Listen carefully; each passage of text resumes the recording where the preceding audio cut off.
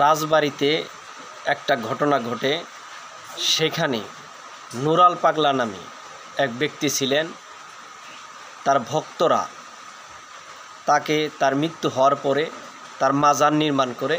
মাজারটা ছিল মাটির থেকে একটু উঁচু স্থানে। সেখানে মাজারটা নির্মাণ করার পরে শরীয়তের যে মোল্লা মুলুবি দাড়িওয়ালা টুপিওয়ালা মুনাফেক তারা কি করে সেটাকে বাধা প্রদান করে। বাধা প্রদান করলে যারা নুরা পাগলার অনুসারী ছিল তারা ইচ্ছা পোষণ করে যে আমরা মাজারটাকে আপনারা যেভাবে বলেন শরীয়ত মতো আমরা সেইভাবে সরাবো এবং নিচু স্থানে তাকে কবরে শায়িত করব। এতটুক বলার পরে তারা শুনেনি। না শুনে তারা মাজারটাকে ভেঙে দেয় এবং মাজার থেকে লাশটাকে তুলে তারা কি করে লাশটাকে পিটায়। এমনকি শেষ পর্যন্ত এই লাশটাকে পেট্রোল ঢেলে আগুনে জ্বালিয়ে দেয়। বাংলাদেশ স্বাধীন হওয়ার পূর্বে এ ধরনের ঘটনা কখনোই ঘটেনি। এমনকি এই বিশ্ব সৃষ্টি হওয়ার পরেও যে একজন মুসলমান এর লাশ তুলে আবার সেই লাশটাকে আগুনে পুরানো, এটা কত বড় জঘন্যতম কাজ।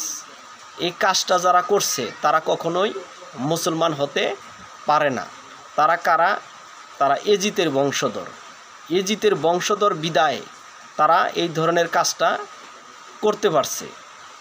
আপনি দেখবেন কারবালার ময়দানে এজিতের পক্ষের লোক আসলে ৭২ জন, মানে ৭২,০০০, আর হুসেনের পক্ষে আসিল ৭২ জন।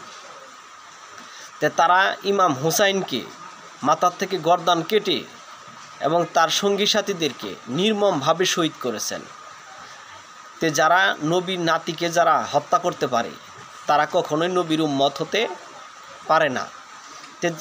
যারা এই নবীর ওয়ারিস আহলে বায়তের অংশ, যারা নুরা পাগলার মতো লোককে মাজার থেকে তুলে কবর থেকে তুলে যারা পুড়িয়ে মারল, তারা কোন ধরনের মুসলমান? বিশ্ববাসী তো মুসলমানদের এসব কর্মকাণ্ড দেখে হাসতেছে। উনি মারা গেছে, উনি যখন জীবিত ছিল তখন তাকে সে যে কর্মকাণ্ড করে গেছেন আপনি সেই সব বাধা প্রদান করতেন। কিন্তু তার মারা যাওয়ার পরে সমস্ত বিচারের মালিক উপর আল্লাহ, আল্লাহ সেসব বিচার করবে। কিন্তু আপনারা কেন কবর থেকে সেই লাশ তুলে আপনারা তাকে কি করলেন? আপনারা কি করলেন? সেই লাশটাকে তুলে আপনারা পুরা দিলেন। এটা কোন ধরনের কাজ? এটা কি কোনো মুসলমানের কাজ? এটা কখনোই কোনো মুসলমানের কাজ হতে পারে না।